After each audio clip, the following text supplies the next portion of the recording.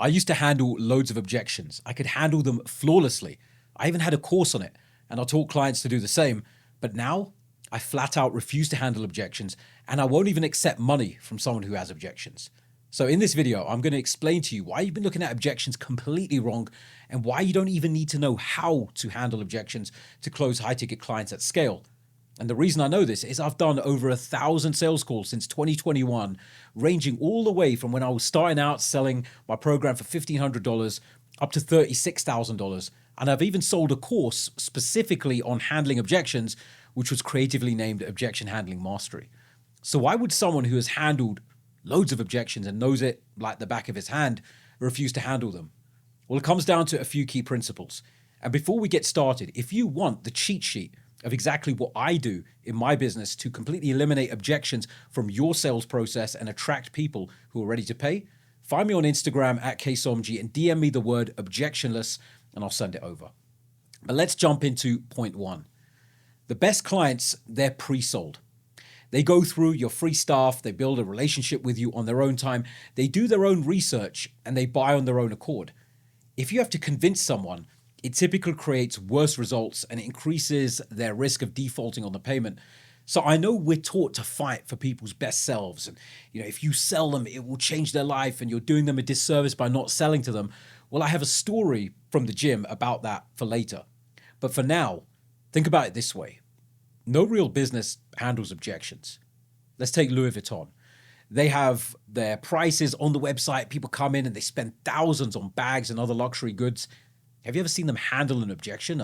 I can't afford it, or they get to the checkout, oh, I have to go and talk to my wife or husband? Not really, doesn't happen. What about Sephora?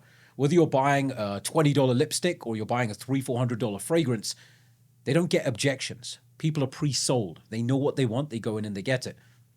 Let's forget about the physical product for a minute. What about university, selling a degree? What do those go for nowadays? 100 grand, maybe down to 50 grand? And the interesting thing with university is not only do the people not have the money, they don't have it in full and they take out loans for it. And the same thing goes with anything that's high priced, a house, a car. And so people might have objections to some of these things, but they don't crop up at the point of sale. Those people are disqualified earlier. So these people are pre-sold before they even go into Louis Vuitton, Sephora, to buy the house, the car. And so when was the last time you genuinely had an objection and the salesperson used a really slick line and convinced you to buy it?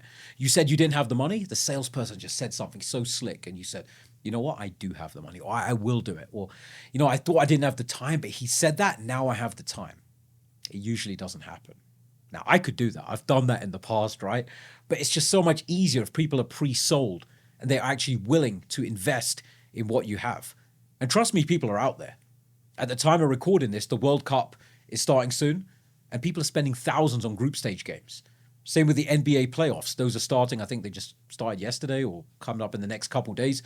People are spending thousands on tickets. So if people are spending thousands on tickets, you should be able to find somebody to want to buy your offer without having to twist their arm. So if you target the people who have the amount that they're willing to invest and you can get them pre-sold on you, that is the solution. Pre-sell them, get them to spend time on brand, time going through your long-form assets, your sales and marketing assets, walkthroughs, your emails. Just get them to spend time on brand and get pre-sold. Point number two, people only give objections when they're looking for a way out, not because they genuinely can't afford it. So if you look when somebody wants something but they genuinely can't afford it, they will find a way. They don't say things like, oh, I have to check my account or let me think about it. They will move some money around, or they might even say, put that on hold, I'll be back, and they may not come back. But they're trying to find their way into it. Or even look at, I know there's a lot of ladies walking around with big rocks on their fingers. Great, but I can guarantee you all their fellas don't have the money for that. But they will figure it out because they're trying to find a way into it because it's important enough for them. Or even if we look at business, not even coaching businesses, but let's say starting a restaurant. No one gives the bank an objection to starting a restaurant. They don't say, well, I don't think I should start a restaurant. I don't have the money. In fact, the opposite. They are trying to beg and plead with the bank to give them debt to start a restaurant. They are trying to get the bank to lend them hundreds of thousands of dollars to start a restaurant. And what I like is with high ticket sales, price objections don't actually exist. They either have it and they're willing to budget it, or they're willing to use credit, or they're not. So something like a $300 pen, you might be able to convince somebody a little bit, but a $9 million house, it's either they can do it or they can't. That's it. So the higher the price, the more you have to get these people who are pre-sold and people who actually want to come into it.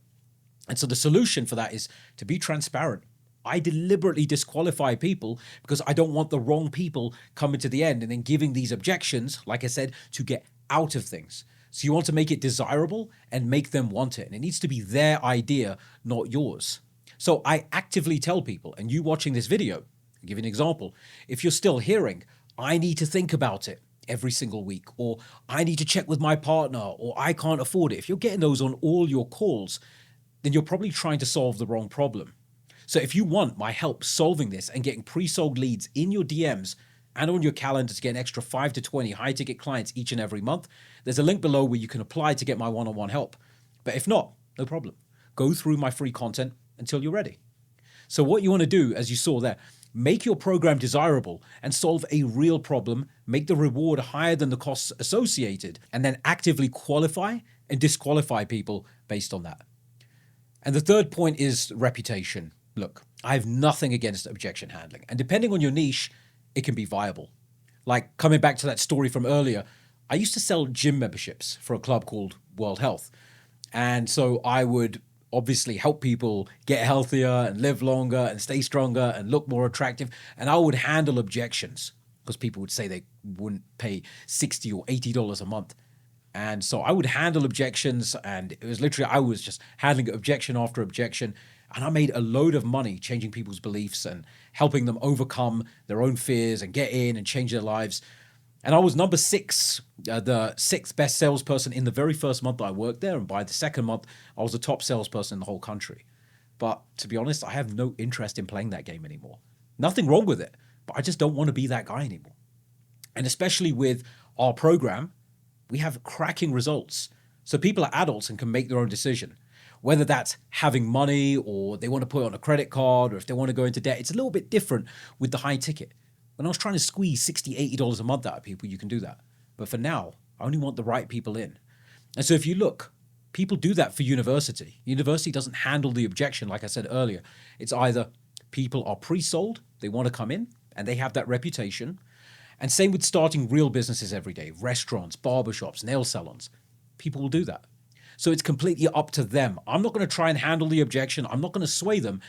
And another reason I noticed as well, as far back as I can remember, I don't think I've ever given an objection. Like I either decide that I want it, I book a call, or I see the point of sale and I make the decision, or I don't have it and I don't go and I just don't look at getting that service. So when I know what I want, I buy it. And when I buy it, I do it in my mind with full confidence, and that increases my results on getting the outcome. So to make a change, you need to be all in on yourself and bet on yourself. And for your clients to make that change, I find the best results come when they are all in on themselves and they bet on themselves as well. So coming back to reputation, decide who you want to be and how you want to sell.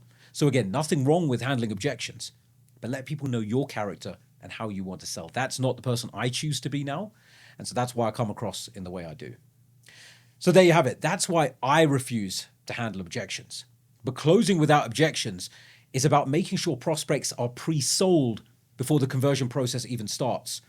So what I'd recommend is watch this video next, and I'll show you the principles that I've installed to replace sales calls with pre-sold buyers.